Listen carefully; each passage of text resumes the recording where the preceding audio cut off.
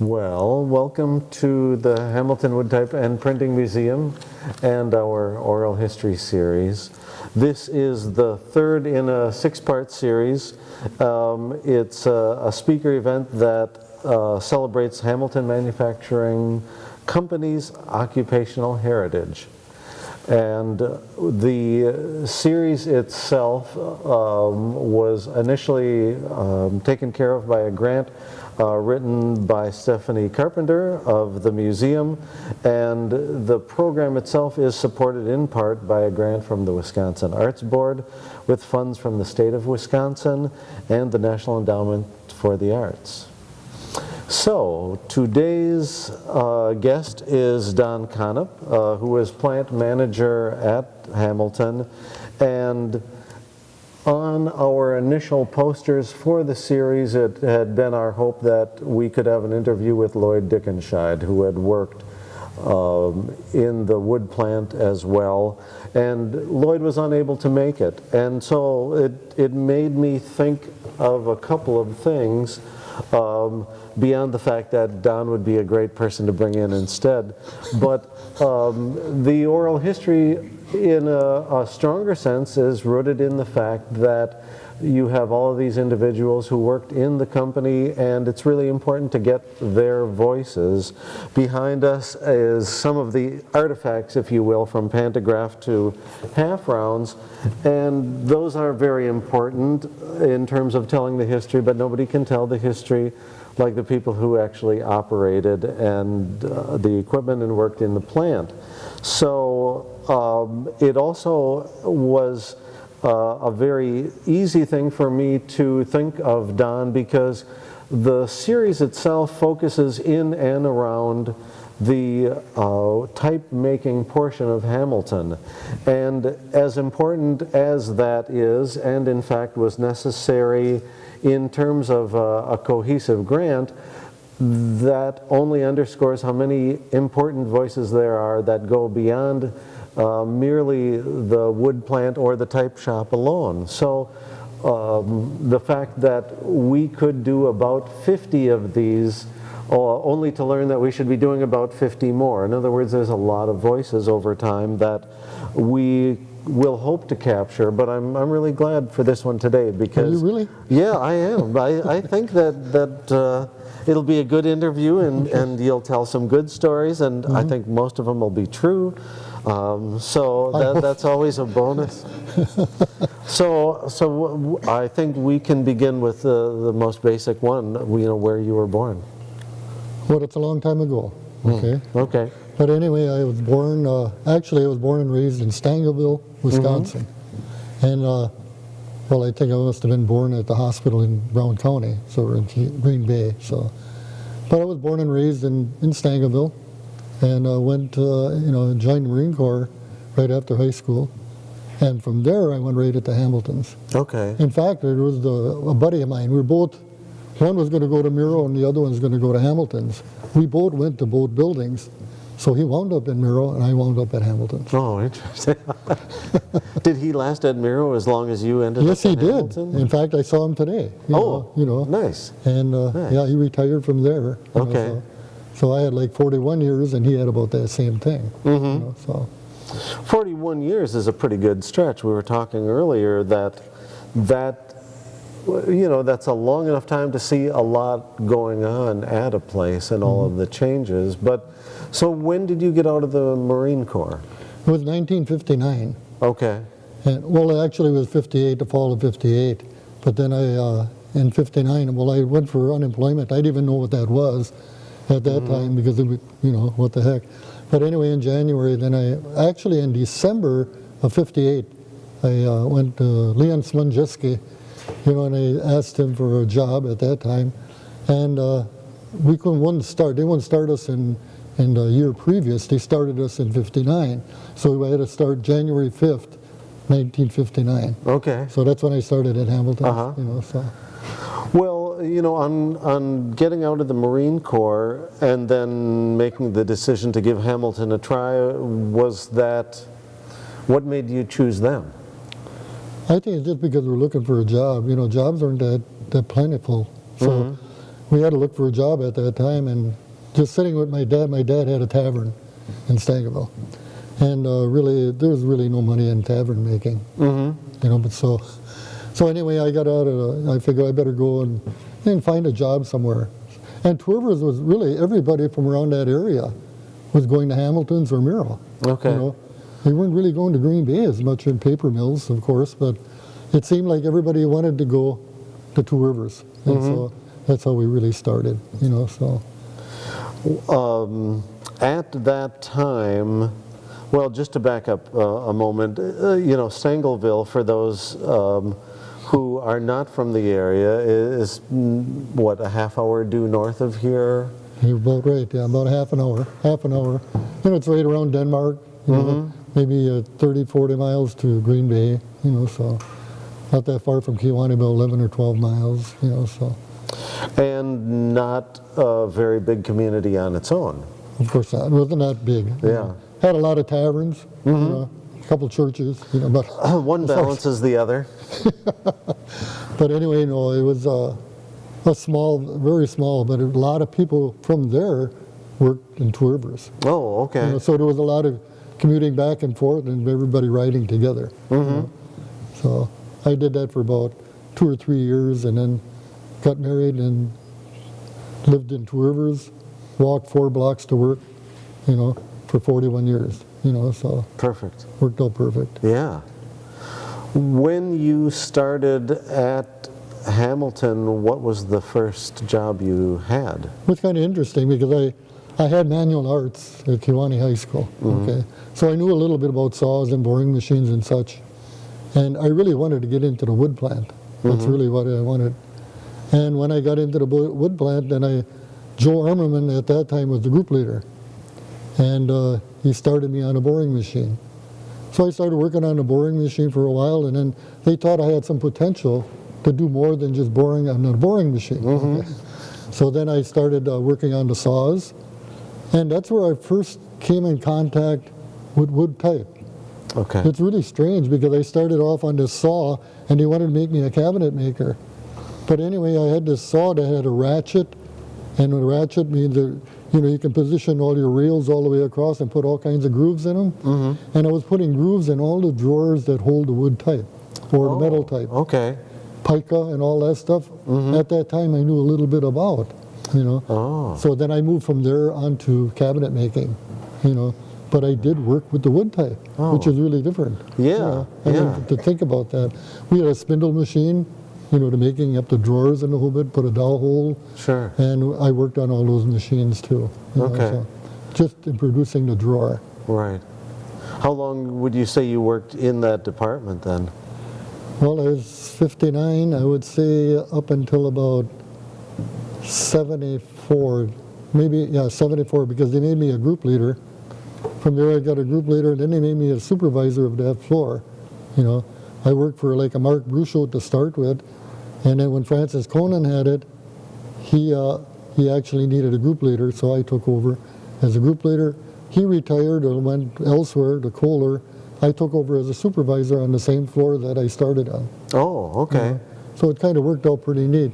Then from there I went, being that was pretty much wood type, we had a lot of wood type production there, but we also had drafting, medical, dental, and we did all of that as far as the machining portion of it. And then from there they took me as a general supervisor on the medical, dental, and drafting.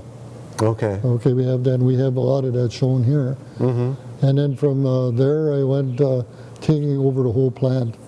I had over 300, 400 employees, I would think, in the wood plant, Glen. So I would think that, you know, I had that many people. It was kind of neat with these people because I knew them very well. And I would say good morning to almost every person on that floor or on the older 5 floors because we ran 5 floors, you know. But lavatory was a big thing too after that, Okay. you know. And so when I went actually medical and dental and drafting, they threw a little bit at me, which was the type shop.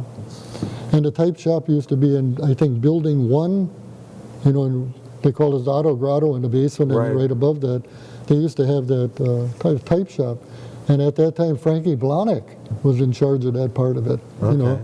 But I never really had that much to do with that part other than walking through and making sure everybody was working and such. You know, so. But it was very interesting at that time. Yeah. When you were first group leader on your floor, how many people would that have been, maybe? Well, we were in individual departments, which was Department 27 Okay. at that time. And I would say we'd had about maybe 50. You know. All right. And then we would have a group leader in the machining part of it. And then we would have like a partial group leader in the sanding portion of it, you know, so. But then I took over the whole works at one time. Okay. You know, so I would say about 50. You know. Yeah. A noisy place to work, or? Well, I got hearing aids. Yeah, okay. Did that tell you anything? But I think that had caused a lot of it. You know, I think the noise itself, I know I can say a little bit it was the Marine Corps when I was firing and all that kind of stuff, but I think really the machines themselves, we really didn't have good, you know, control of hearing. I mean, we didn't have the plugs and all that stuff. Sure. Later on, then we enforced that quite a bit, you know, so. But the machines were pretty noisy. I learned all the machines. I ran all the machines that were there. You know. Okay. We had double ends, you know, to cut things to size. And I went on the polishers and the sanders and stuff, you know, so. But variety saw was a big thing. You know, I did a lot of machining on variety saws. And that's when I was a group leader of machine hand. You know, so, but, you know.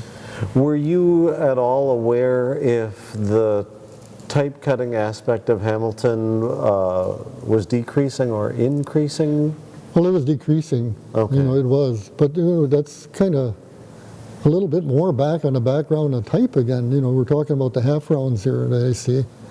You know, we talk about the dry kiln. Then we talk about air dry out on Roosevelt, you know. So we used to bring a lot of lumber in and air dry it at Roosevelt, Okay. or we take it into the dry kiln, you know.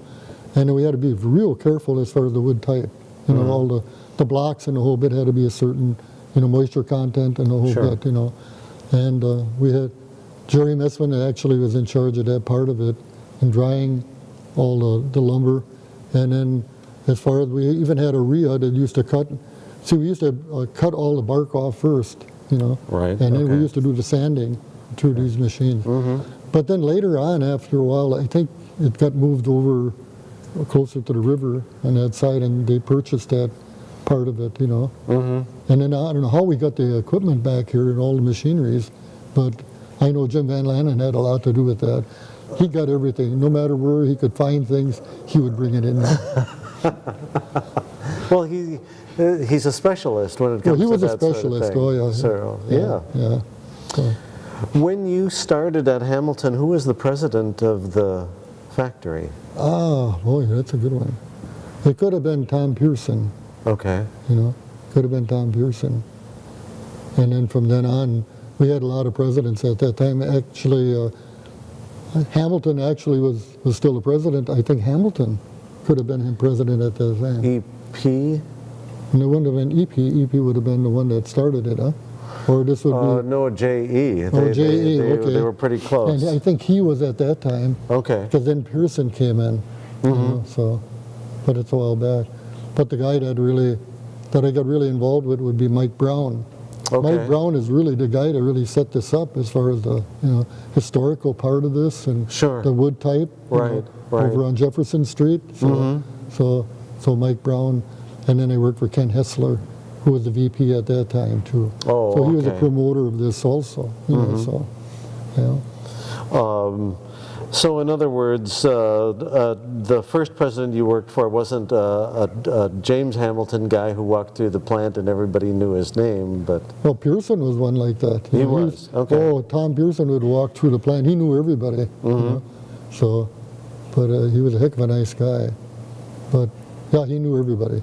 But Tom Pearson was the guy that would walk through the whole plant. And actually, Mike Brown was the same thing. You know, I know I was referring back to Mike Brown, but Right. Mike Brown was the same way. He just loved Hamilton's. He loved the people at Hamilton's, and he showed their respect too. You know, he just used to walk through and talk to them and do all those kind of things. You know, so, yeah. You were there at a time when it went from being Hamilton to no longer Hamilton. So many names, we had, actually with Hamilton Manufacturing when I started, then there was, I think, Branchik, Okay. then there was American Hospital, then it really got into the Fisher Scientific, then it got into Thermo Scientific, Sure. and that's where it deteriorated, I think, at that time. I think when I was working there, I was working at the best time Okay. of Hamilton's, the employees, the whole bit. I think we really, the company was doing really well. I think, as far as their quality was number one, so I think that we worked at the best time, and I think most people in different manufacturing aspects of it worked the same way. I think during that period of time, then you had longevity. You had Right. people that worked 40, 50 years, Sure. which was kind of neat too, so. And we were talking about that a little bit before the interview officially started. Were there a lot of people that worked there for a long time during your career? In other words, you overlapped with people for quite a few years? Oh yes, I think 35, 40 years was pretty norm. Okay. And you also get people that are working 50, which was really norm. But you don't see that today anymore. Right, right. But there at that time, yes. And it was families too. You would have people that worked there 40 years, and then all of a sudden their sons and daughters would be working there, Yeah. and they would continue the same thing. So, in fact, I had Dawn working there too, my daughter. Right. She worked there, but it was nice of Hamilton's to give the kids that were going to college, an opportunity to earn some money. So at that time, it was pretty neat.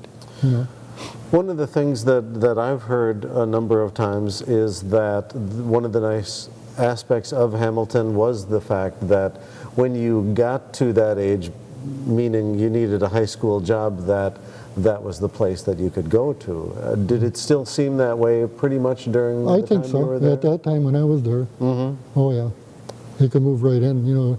It wasn't so much college based at all. It was more so once I got out of high school, I got to find a job. Sure. So then later on, and nowadays you need to have the college education. Right. When I went in there for moving up the ladder like I did, I never. Well, I did go through some other additional courses while learning the management portion of this.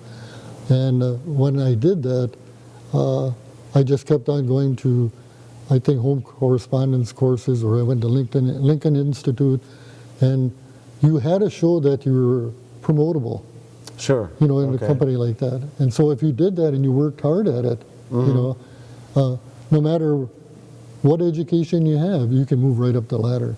Sure. But then in later years, the position I had at that time needed a master's degree, which is really strange, huh? Yeah, I started off from Stangerville Tech, in a sense, and then now they needed a master's degree.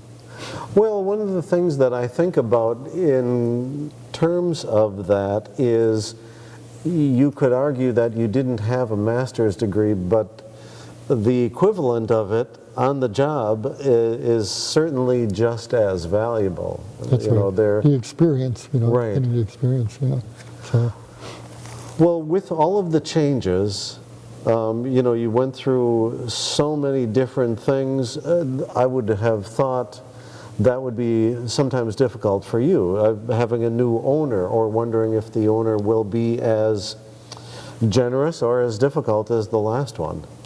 it was, you had benefits on some of them, and then it wasn't as good for others. It just seemed like the benefits were the big thing. And you would have maybe that you could have profit sharing of some sort. Sure. As we were, but sometimes you had it, sometimes you didn't. But as it progressed, I think our best time was really Hamilton Manufacturing, and American Hospital helped us quite a bit. And I think. Well, even Branchik Industries, was a private owner, Right. helped us. But I think when we started getting up the ladder a little bit, the corporate structure took over, and we were only a small little button as far as what corporate structure is at Thermo Fisher, And I felt at that time, I lived in the best part of it, but you could just see it deteriorating after a period of time, as far as manufacturing anyway, and it happens all over. It is in just Hamilton's. I'm sure it happens all over. Sure. And now we got a 12.5-acre lot, Yeah. you know, so Yeah. Yeah, not much to show. not much to show. Yeah.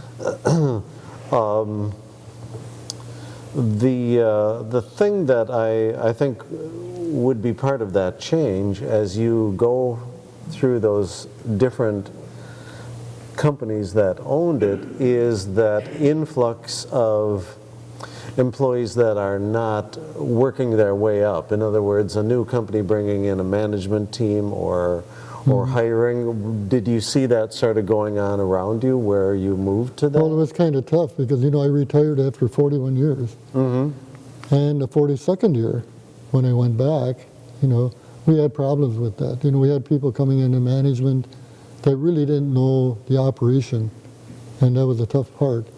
And so I would work with them for about 6 months, and then I'd go my merry way again. And then year 42, I'd be called back again, you know, because they couldn't get the production up. They really didn't understand the situation, you know, as far as production starting from the beginning all the way to the end. You know, starting off with a log and going all the way through and building a cabinet, you know. And it seemed like they just didn't understand it as far as, and you got to work with it. I think you got to have the experience is really the key into a lot of manufacturing part of it. And we did see management people coming in, and I would have to try to train them as that, you know, to be a plant manager, to know what they're looking at and the whole bit. You cannot just sit in the office and just sit there and look at the paperwork. You got to get out on the floor, and I felt that was the way I had to do it. Sure. You know, so. Yeah. Did you see, I'm trying to think in terms of 3 blocks worth of buildings, what was being added perhaps during the time that you were there? Well, when I started, actually, building 13, which is where the office was, you know, there's the office and then building 13. Right. And that was the newer part of the building. Actually, when I started here in 59, I think that building was put up in 57 or 58. The addition to building 8, 9, and 10, Okay. and which were the smaller parts. And then, I worked in all of those buildings, except in Otto's Grotto. You know, I never worked into that part of it, except that we did have the type shop there. But as we extended ourselves, we went partly into the steel plant also, because that's where we had medical, we had dental, and then, of course, then the company started selling off a lot of our product lines. You know, type went, Right. type went. Then we had the medical went, dental went, drafting went, and it was strictly laboratory furniture at that time. And then I retired when that's all they had was laboratory. You know, so. They weren't asking for your input on whether or not those lines should stay? Well, they did, but it was not, you know, maybe profitable for them. you know. So they felt that, you know, they asked for our help again as far as when they were getting situated. Sheboygan had, you know, the drafting part of it. That's where they set it up, you know. Beloit, or in that area, they had the Hamilflex, you know, Hamilton Furniture, and then the medical just dropped right out, you know, so, no. But, yeah, they would ask advice and stuff, but it was kind of ironic because in, you know, and I'm not bragging or anything, but when I was plant manager, I can remember Mike Brown and Jim Schleiss and a couple of the other salespeople came up to the hospital when I had I had a kind of a polyp, colonoscopy of some sort. And that never went to that colonoscopy, or I even had one, but anyway, I did. But anyway, they came up to the hospital and asked me if we could do certain things, you know, which I felt pretty good about, you know, because I thought, what the heck, that's pretty nice that they come and visit me and say, can we do this particular job or that job, you know, so that was kind of nice. As far as the type shop itself moving out of the building and then over to the 26th Street, 26th, I think. Do you recall much of that, or was that one of those where they just kind of chose? They just upped and moved it. You know? I know we went over there a couple of times to look and see how the production was, but I never really got that involved with that part of it after a while. So it was kind of pretty much, you know. And I think when they discontinued, you know, then that was a great thing for Jim Van Lannen to get involved with. You know, Right. Because he got into it real quick and, pulled all that equipment there, and he's still trying to set it up here some ways, get the dust collection system. A and start never-ending running. job. Do you think that there were any people from the type shop that would have left Hamilton to follow that over there? I don't know if Mardell would have went over. I think she would have. I know she cut there. I was just, I was unsure if when the department goes, you lose those individuals at the same time. I think they did because, well, they had to learn the situation, So I'm sure Mardell went. I don't really know of any other ones that did go, at that time. Right, right. I know that Dave Arts worked at HWT. Norb, I Brilsky, believe, did he would too. have went. So, yeah, that would have, they would have been a couple of them. Just more out of curiosity, during your time, what would you say the worst part of plant manager would be? The worst part of it? The worst part, yeah. The pressure. I think it's really, getting these jobs out on time, Right. And then the pressure I would have to give to the supervisor to get out in time. Yeah. So it was a double pressure. It's a pressure from the top and a pressure from myself, making sure we get it done. So I think that's maybe the worst part of it, And especially if you got a few problems. We didn't have very many. The personnel problems of some sort. Those are always the tough ones too. One is complaining about one person, or that one is complaining about that person, and things like that. Walking them out the door is a bad one. Sure. You don't want to do that, Right. But the time that I spent there, though, I really didn't have that many, Because the biggest thing is you got to learn to get along with your employees and gain their respect. Right. And I think that's really the key, to operating a plant or whatever. So I enjoyed that. And I don't know if this is an accurate statistic, but one of the things that I had heard was that peak employment for the plant was late 70s, right around 80, roughly at about 2,000 people. That's about close. That sounds right? That's what I would say too. Because that was a time that everything was just moving. I mean, everything was going full bore. Laboratory was going strong. Your medical and dental was going strong.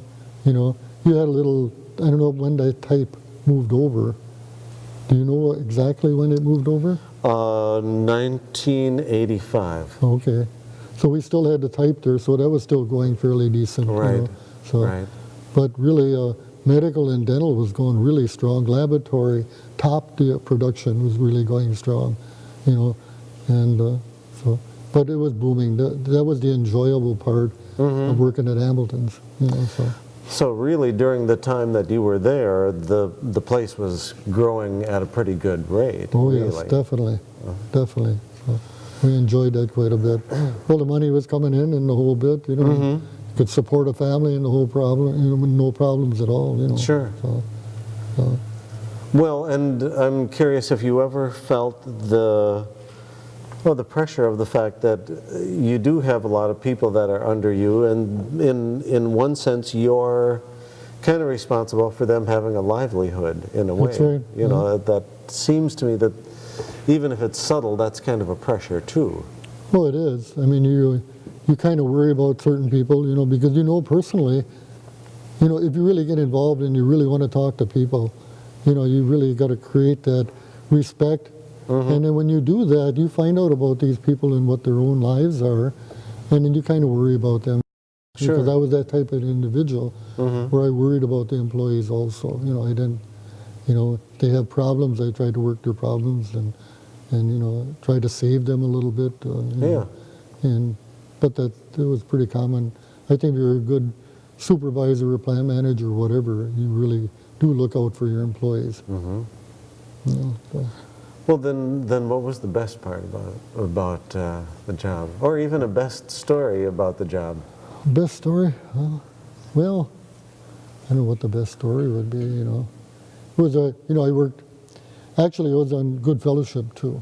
I was always on that committee, Good Fellowship, and Christmas time was always. Describing Good Fellowship committee Good just Fellowship, a little? Yeah. Sure. We used to have a committee that, we would kind of get together and we would promote for the employees themselves. We'd maybe have a dance somewhere or dinner somewhere, or at Christmas time we would bring all kinds of candy, have a Santa Claus and the whole bit, So I was kind of part of that, and that was the fun part too. When you see all the employees coming in with their little kids and all that, and you're giving them a little candy and stuff like that. So that was kind of enjoyable. I think hitting your numbers is a big thing. Yeah. When you hit the numbers when they need to get certain things out. Right. I think it was always a big thing. Every time I think of our president at that time, he would say I would always say, yes, I will get it out. I think tomorrow I'll have it out. And there's a Mexican saying about tomorrow. I don't know what it is, but he used to repeat that 1,000 times to me, and I still forget it. But anyway, but it was something that he was always telling me. Yeah, maybe tomorrow. That's the way you always say it. But he would always say the Mexican term for it.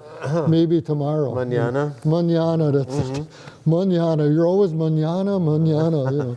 But then when you hit your numbers, then you felt pretty good about it. And then when he would come out and say, "Great job," that made you feel good. Sure. And I think with any of the employees too, if you said you did a great job, that really changes the whole atmosphere. So I think that's very important. Yeah, it's a nice opportunity to remind them that they're important and that they've done a good job. They've done what you wanted. Yeah. And I always had to respect. I know in a lot of cases where it was time reporting and time cards and a whole bit, and I used to back the employees up quite a bit. Sometimes they would not get the right amount on their check and whatever, and I felt I had to go to bat for them and make sure they get paid what they're supposed to get paid, so. But those are kind of things I kind of got involved with too, so felt good about it when I won. Yeah. If you lose, you don't feel good. Okay.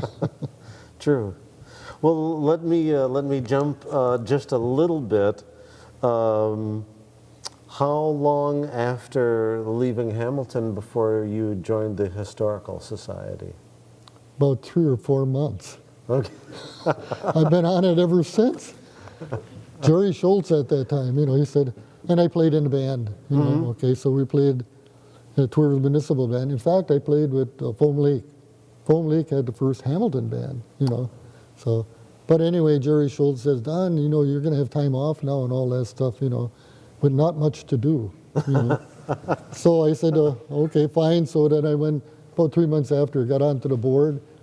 He made me vice president right off the bat, So here Jerry Schultz was president, I was vice president, Jim Van Lana was there for a long time as president, But sure. I got right now, I think I've got my 10th year, 9th or 10th year as being a president or vice president, 15 years I've been on that thing already. Wow. So. But it's been very enjoyable. I think it's pretty good, you get kind of involved in, with the directors of the museum, and so for good and bad, right? For good or bad, but it's been working out pretty well. Yeah. So, yeah, I've been on it quite a while. Do you mind talking just a little bit about the Hamilton Band? Sure. Well, the Hamilton Band, you talk about Foam Lake, he's a very colorful individual, He's the type of individual that very great trumpet player. Really plays well. And he graduated from Ripon College, and in fact, that year when I joined in '59 also, we went to Ripon College in March to one of the football games at halftime, But the Hamilton Band started off with a lot of musicians. At that time, we would have 13 trumpets. Oh. Now we're lucky we get 2 or 3, But good instrumentation all the way through, but it was all blood and guts. You just blew as loud as you could blow, because you're playing marches all the time, Right. And then after that, and then the city took it over, right after that. And it was the Two Rivers Municipal Band, so. But I used to drive from Stangerville to Two Rivers, practice with. It was kind of funny because when I drove from Two Rivers at that time, it was a big snowstorm. When I got here, the people in Two Rivers weren't there to play. A lot of them, a lot of trumpet players weren't there. So foam leak looked at me, and I was way down on the end, you know. I was pretty good, but I wasn't the greatest trumpet player at that time, I thought. Well, I was pretty good, but they maybe didn't think so. Yeah. But anyway, foam leak looked at me, and he says, Konop, get up over here. He says, I want you to blow that horn and don't suck on it. Just blow it, you know. And that's how I really got started. And I was, but that was foam leak, you know. Yeah. So it was a great band. It was, you know, very colorful band. We marched a lot of parades. Snow festivals were the big thing. Okay. You know, and we had snow festival. And, you know, with the snow on the back of a big truck, you know, going down July 27th or whatever. Yeah. And then foam leak directing the band, and he had the trumpet in one hand. He would be just walking along the side. The only thing that what happened one time is a bunch of jets came over at the same time when we were marching, and he just panicked. You know, he just fell right over. What happened? You know, so, but anyway. Well, how big initially was that band? I would say around 50, 55. Oh, that's you know. pretty So good it's a pretty good size. size, yeah. 55. Mm-hmm. I would say 55, you know. But then the municipal band started. The Twerville Municipal Band picked it up. Right. And then we had about the same clientele, the same, you know. But we had Andy Kashnick from De Pere. He was our first director. And then we had, Glenn Nelson took it over after that. So we only really have 3 directors so far in that band, you know. It's a good band, you know. But I play a lot in other different bands, so Right. I said, you know, Right. so, but it's very enjoyable. So I'm a little busy. My wife doesn't think I work that much or get too busy, but We'll vouch for you. you can vouch for me. Yes, absolutely. Absolutely. You know, as the factory was sort of moving toward the end of its time, I think a lot of the people in the factory certainly knew about it. Did you have a sense, even though it would have been in retirement, of getting a general feeling that, you know, this might not keep going? I think I did. Yeah, I think I did because I was still very close to the employees too. You know, Right. I was close to like Kenny Koenig, if you Sure. had at one time here, and Greg Conan. You know, I knew them real well, and I would always ask them. You know, John Compton was another one, but they were all unionized. I mean, they were all union. You know, either secretary, treasurer, or whatever. You know, and I would kind of make contact with them because I was still interested in Hamilton, so I Right. wanted to know. You know, and they would usually tell me you know, certain things. Hey, you know, this is what's going on, and this is what's going on. I don't think it's going to last. And they bend over backwards at the end there, you know, as far as, you know, wages and the whole bit, you know. But I think the handwriting was on the wall, you know. They were just going to move, and that was it. You know? Yeah. I didn't think they were going to go this drastic, you know. I thought moving would be fine. If that's what they got to do, is it fine. But when they start knocking it completely out, you know, Hamilton was always noted for such quality, you know. Right. But I think Right. in the later years, I think I noticed that, because when I was called back there a couple of times, I think our quality was going downhill a little bit. And that was the sad part. Sure. Because they were just trying to, you know, get the stuff out the door, and I'm sure meeting dates and all that kind of stuff, you know. Being on time was a big thing, you know. So. I'm sure. And I think the quality maybe went downhill a little bit. Well, and you think about spending such a big portion of your life at that place, it's natural that you'd have an attachment to Oh, I it, do, yeah. you know, whether you were there every day or not, especially because it sounds like you enjoyed your time there a lot. I did. Yeah, I was there always at 6 o'clock in the morning. You know, 6 o'clock in the morning, and you never knew when you get out, you know. So, but I really enjoyed it. You know, it was kind of neat to where we were living, too. We were only 4 blocks away. So when the kids went to school or whatever, or went back at noon, we used to have an hour off at noon at one time, you know. So kids would go back, you know, from St. Luke's, because St. Luke's was right there. Yeah, You know, and they would go back to home to eat and then bring them back again and go back to work again, you know. So, but I did really enjoy it there. I really did. Yeah. So, if you were going to play your favorite song, what would that be? When you're just playing your trumpet for yourself? I don't know, it's really kind of ironic because when I pick it up, it could be any song. You know, right now, You Raise Me Up. You know, I look at that, oh boy, that would really be neat. get a trumpet solo on You Raise Me Up. That's kind of neat. Or all of a sudden I'll go into some polka or waltz or whatever, because my background is really pretty much old-time music, you know. So, in fact, that even in our Washington house right now, I've got the Gene Heyer library, you know. Okay. So I got all that library from Gene Heyer, you know. Yeah. And so now I got Art Nichols' library, so I'm going to put that all in there too, you know. So hopefully I can get a bunch of instruments and a whole bit. Yeah. There's a guy that might donate instruments for us. We'll get all that in there, you know. So it'll be kind of neat. Might even bring it up here, you know. Yeah. You know. So you aren't going to get much chance to slow down, it sounds like. I'm not slowing down. Okay. Okay. I got to keep going. Yeah. I got to keep going. There's always things to do, you know. Yeah. So I keep going. Well, thank you for coming in today. It was great to talk about something other than business, right? That's right. What I would like to do for those of you who have any questions for Don is feel free to ask him now.